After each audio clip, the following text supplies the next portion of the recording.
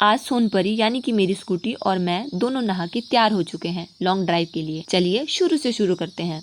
नमस्ते मेरे प्यारे दर्शकों। हुआ यूँ कि मेरे चंडीगढ़ के मित्रों का कहना था कि हम लोग चलते हैं गरबा खेलने। मेरे काफी प्लान कैंसिल करने के कारण इस बार मैं स्पीचलेस थी, तो मुझे भी जाने के लिए हाँ करना पड़ा। पर मेरी एक शर्त थी कि जो भी आएगा मुझे लेने वो मेरे साथ मेरी सोनपरी में जाएगा और स्कूटी मैं चलाऊंगी, क्योंकि मैंने जब से स्कूटी ली थी तब से मैं इसको कहीं लेके गई ही नहीं थी और ना मुझे ढंग से स्कूटी चलानी आती है। एट द एंड मेरा एक दोस्त अपनी बीमा करवा के आया, क्योंकि उसको भी आज दोस्ती की परीक्षा देनी थी। तो पहले हम जा रहे थे चंडीगढ़, क्योंकि मेरा मेन रीजन जाने का ये था कि नवरात्रि में मुझे माता मनसा देवी के दर्शन करने थे। तो हम सुबह निकल गए, लेकिन तभी मुझे लगा कि क्यों ना एक बार शिमला जाया जाए और पहाड़ों के घुमावदार मोड़ में राइडिंग की जाए। मेरे मित्र को डर लग रहा था कि कहीं आज लास्ट राइड ना हो जाए, पर मुझे तो सीखना था ही और मैं भी जिद करके शिमला की तरफ मोड़ दी अपनी सोनपरी। और रास्ते में हम काफी लेट हो चुके थे, तो हमने डिसाइड किया कि हम जाएंगे माता तारा देवी के दर्शन करने। मौसम भी बहुत अच्छा हो रहा था और भीड़ भी बहुत हो रही थी। जैसे तैसे हम मंदिर परिसर पे पहुंचे। वहाँ बाहर ही दुकानें सजी हुई थी। इतने लोग थे वहाँ कि किसी त्योहार से कम नहीं लग रहा था। हम जैसे ही मंदिर में पहुंचे,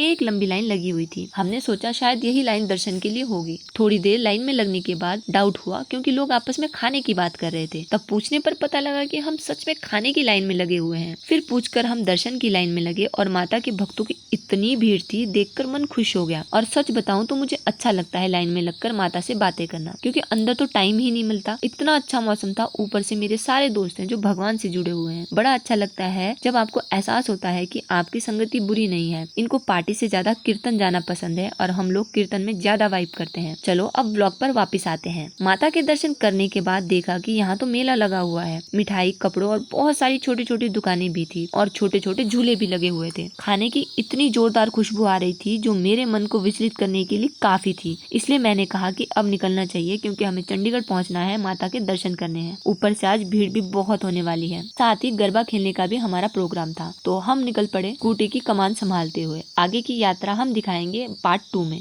तब तक आप हमारे चैनल को सब्सक्राइब कर लीजिए और लाइक भी कर दो गाइज, मोटिवेशन बनी रहती है। अच्छे से अच्छे कमेंट कर दो और मिलते हैं पार्ट 2 में बहुत जल्द।